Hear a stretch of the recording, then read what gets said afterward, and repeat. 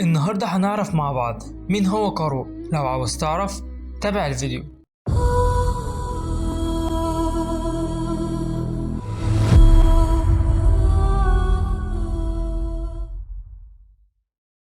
هو قارون بن يصهر بن قاهس بن لاوي بن يعقوب، وهو قريب سيدنا موسى عليه السلام. قال تعالى: إن قارون كان من قوم موسى، يعني من بني إسرائيل. وقيل إنه ابن خالته أو ابن عمه أو عمه، وأكتر المفسرين قالوا إنه عم سيدنا موسى. واسم قارون اسم عبري وتحول للغة العربية، وله اسم تاني وهو قورح. وكان متكبر ومغرور بسبب إن ربنا سبحانه اداله أموال كتير ما بتخلصش وكنوز عظيمة من الذهب والفضة. وكان الرجال الأقوياء ما بيقدروش يشيلوا المفاتيح بتاعت الصناديق بتاعت أمواله، وده دليل على ملكه الغير محدود من الأموال. قال تعالى: وآتيناه من الكنوز ما إن مفاتحه لتنوء بالعصبة أولي القوة.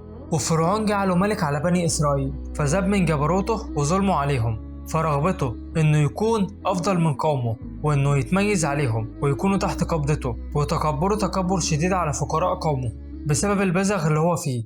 ومن شدة البذخ والغنى الفاحش زاد شبر من طول هدومه عشان يبقى أعلى من الناس. ومن عدل ربنا سبحانه إنه ما بيسيبش أي ظالم في الدنيا إلا ولازم ياخد عقابه. وعقاب قارون كان شديد جدا، فربنا خسف بيه بأسره وبحشيته الأرض. قال تعالى: فخسفنا به وبداره الأرض فما كان له من فئة ينصرونه من دون الله. فربنا خسف في الأرض، وده درس إن الظالم لازم يكون له نهاية، بس كل شخص على حسب عمله. فلو لقيت إن الظالم لسه ربنا ما عاقبهوش وحسابه اتأخر، اعرف إن حسابه تقيل جدا وضربة ربك هتكون شديدة ومزلزلة. ودي كانت قصة قارون. لو عجبك الفيديو اتمنى تشترك في القناة وتفعل زر الجرس علشان يوصلك كل جديد. مستني دعمكم.